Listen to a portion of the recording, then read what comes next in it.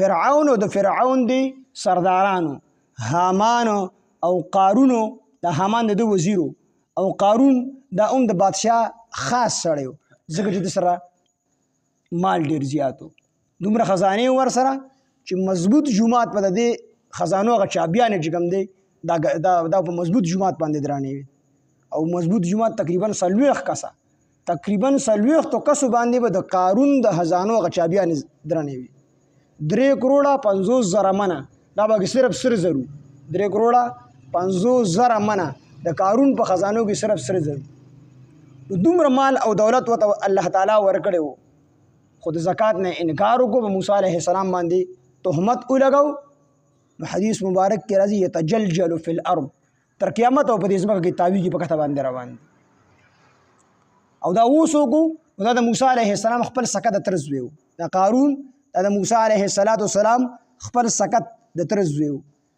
د قارون شجر نسب چې دی نو منور د خپل نوم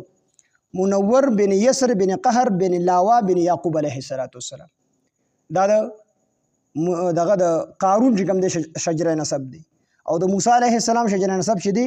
نو موسی بن عمران بن قهر بن لاوا بن یعقوب علیه السلام نو دا خپل سکه د طرز وی د موسی علیه السلام خو د زکات نه انکار وکړو او د فرعون ملګرتیا وکړه او دغه رنګ په حضرت موسی علیه السلام باندې تهمت ولګو خزه لمسولې وه چې ته به داسې کار وکړي چې موسی علیه السلام کله خلکو تر شریعت احکامات بیاني ته وپاسي ورته به وایي چې څوک بدکاري وکړي دغه څه سزا ده نو موسی علیه السلام به تا ته د بدکاره سړي د بدکارې ښځې سزا واوري نو ته به ورته چې تا ما سره بدکاري کړې الله عز وجل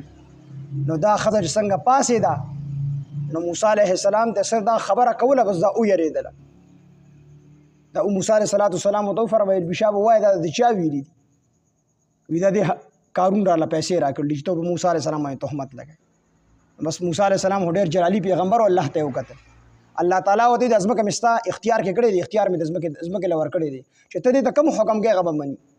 نو موسی علیه السلام ځمکې ته حکم وکړي دا قارون راکړه تېرې کړه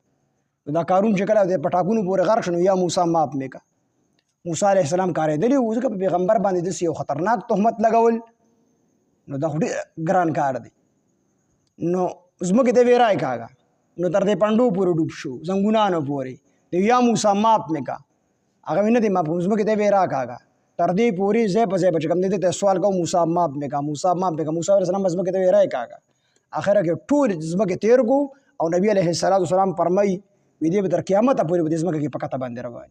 او ټولې خزانې راغونډې کړي او د هغه په سر باندې دلی کړه خزانې ورسره په کته باندې روان نو الله تعالی وحی راولېږلی ای موسی علیه السلام وي ته بنده وي انسان وي وي ستا نه د انسان معافي وغوښتله د قارون سر خوړلي وي تا ته یې وي چې موسی معاف مې کړه وي ګو دې سر خوړلي چې ته ما ته ویلي چې الله معاف مې کړه په دغه ټایم کې ما معاف کړه وي تا ته چې کوم دی چغه وواله نو دا د موسی علیه السلام خپل سکه د طرز وی و خو د زکات نه انکار وکړو او دغه رنګې مال پکې تکبر پیدا کړی